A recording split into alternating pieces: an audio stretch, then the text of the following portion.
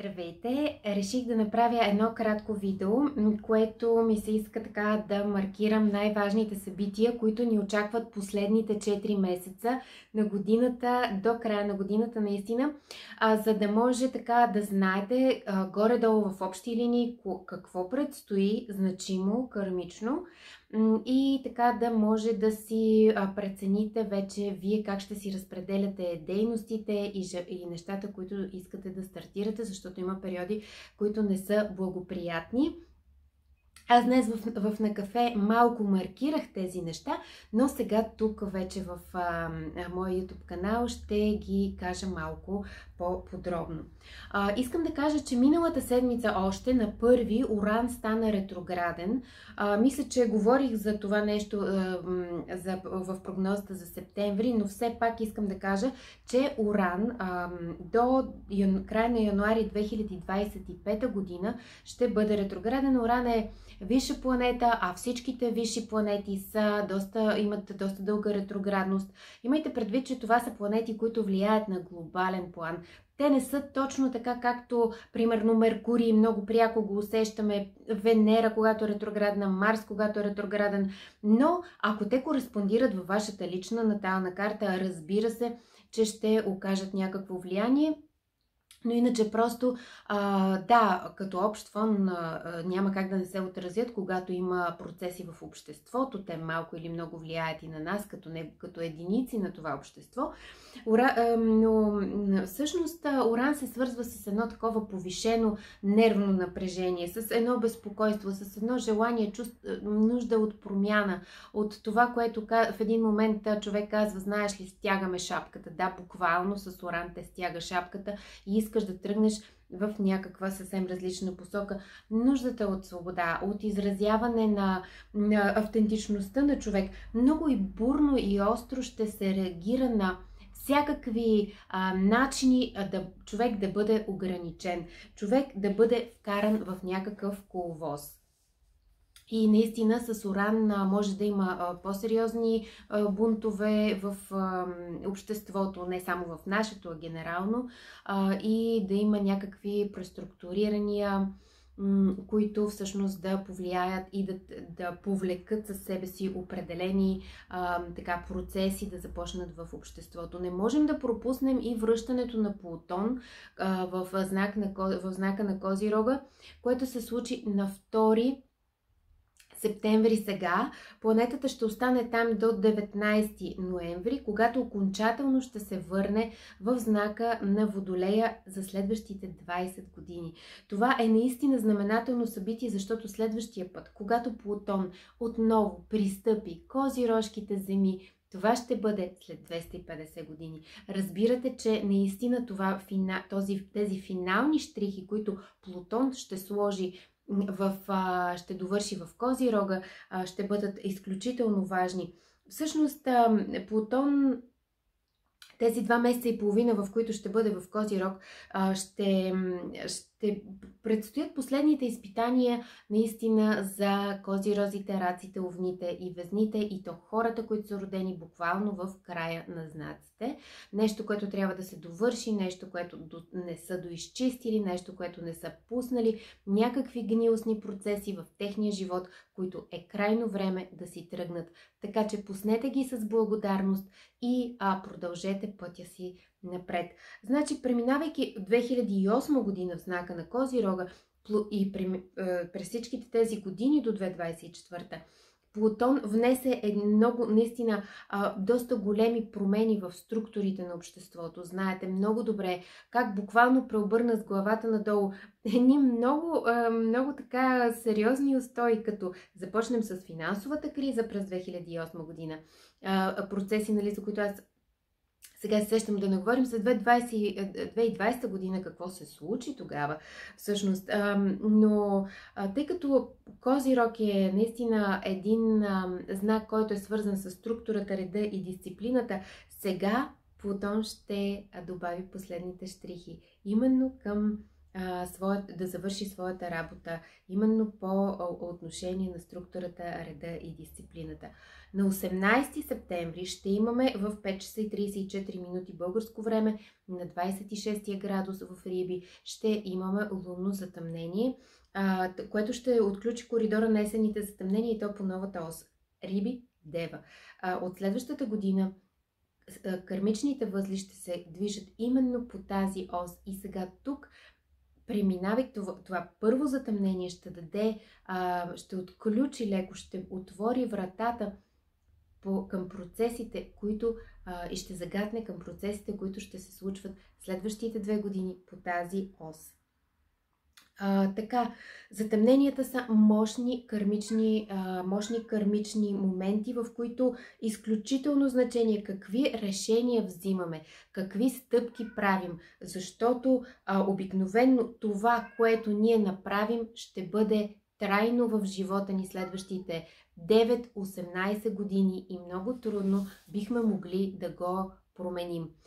Коридора на затъмненията е от 18 до 2 октомври, когато всъщност в 21 часа и 49 минути ние ще имаме слънчево затъмнение в 10 градус на знака на Везните. Може да чувате Марс, моя котарак, който протестира, че не го пускам тук.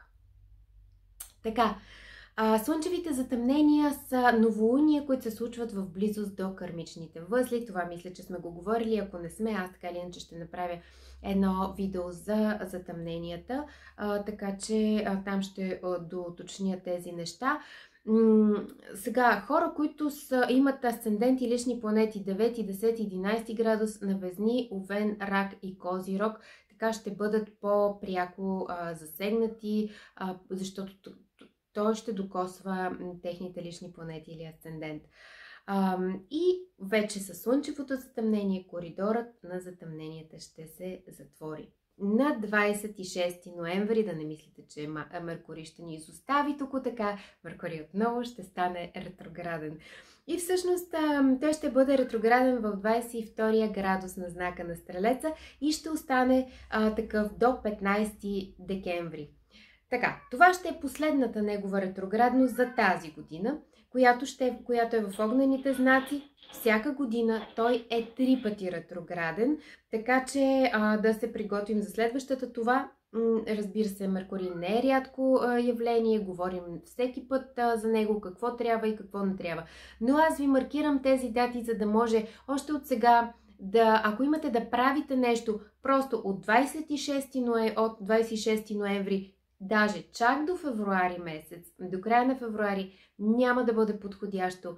Защо? Да, Меркурий става директен на 15 декември, но тук имаме една друга лична ретроградна планета през декември месец, която ще стане ретроградна през декември месец. На 7 декември Марс тръгва в своето ретроградно движение. Имайте предвид, че Марс не е толкова често ретрограден, както е Меркурий. Той е на 2 години веднъж, но 2 месеца и половина. Да, той е по-далече от Слънцето, а всяка планета, която е по-далече от Слънцето, тя съответно е по-дълго време ретроградна. Сега, как ще се движи Марс? Марс ще стане ретрограден в 6 градус на знака на Лъва на 7 декември. На 7 януари ще се върне в Рак, ще приключи ретроградността си на 17 градус в Рака. Разбира се, неговата ретроградност ще повлияе по-пряко хора, които имат асцендент или лични планети между първият и 6 градус на знака на Лъва, Телеца, Скорпиона и Водолея, както и между 17 и 29 градус на Овен, Рак, Везни и Козирог. Може да си видите във вашата лична натална карта и да сравните тези дати, за да бъдете сигурни дали по някакъв начин вас пряко ще ви засегне така и ще ви се отрази тази ретроградност на Марс.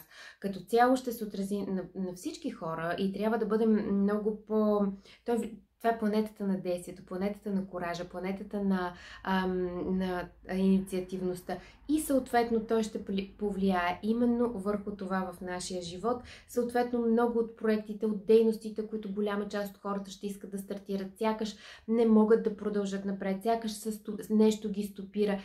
И като прът в колелата. Много хора може да усетят страх, притеснение, по-трудно да се изразява гнева, защото Марс отговаря и за това да изразяваме гнева си, който вместо да изхвърлят навън, ще се обърне навътре. Може да се да се разразят някои стари, да се върнат, т.е. някои стари вражди и конфликти. Периодът ще е нестабилен, а Марс не е толкова безобиден, колкото е Меркурий.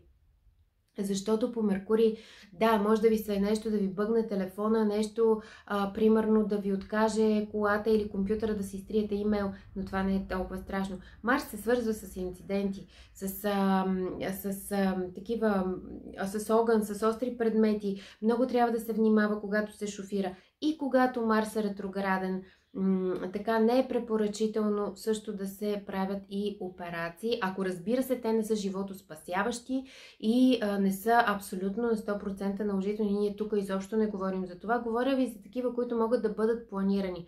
Също така трябва да знаете, че и по време на затъмненията не е подходящ периода за такива операции, така че, пак казвам, без изключвам тези, които са животоспасяващи, задължителни неща, които просто няма как да бъдат отлагани.